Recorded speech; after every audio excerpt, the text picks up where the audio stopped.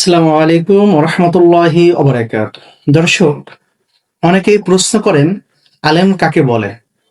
আলেম হওয়ার জন্য কি অবশ্যই কওমিয়া বা অন্য কোনো মাদ্রাসার সার্টিফিকেট লাগবে? আসলে আলেম হওয়ার মূল বিষয় সার্টিফিকেট নয়, মূল বিষয় হলো জ্ঞান ও তাকওয়া। যে মানুষ ইসলামের মৌলিক জ্ঞান রাখে, কুরআন হাদিস সম্পর্কে সঠিক ধারণা রাখে, হালাল হারাম বোঝে এবং তার অন্তরে আল্লাহর প্রকৃত ভয় অর্থাৎ তাকওয়া রয়েছে, সেই প্রকৃত অর্থে একজন আলেম।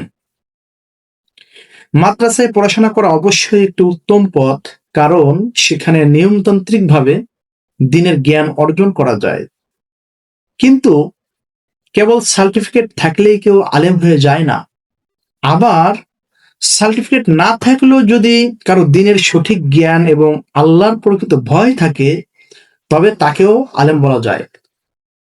যেমন আমরা যদি পবিত্র কুরআনুল কারীমের সূরা ফাতিরের ২৮ নং আয়াতের দিকে লক্ষ্য করি, সেখানে আল্লাহ রাব্বুল আলামিন বলছেন যে নিশ্চয় আল্লাহ সুবহানাহু ওয়া তাআলাকে তার বান্দাদের মধ্যে প্রকৃত ভয় করে তারাই যারা জ্ঞানী।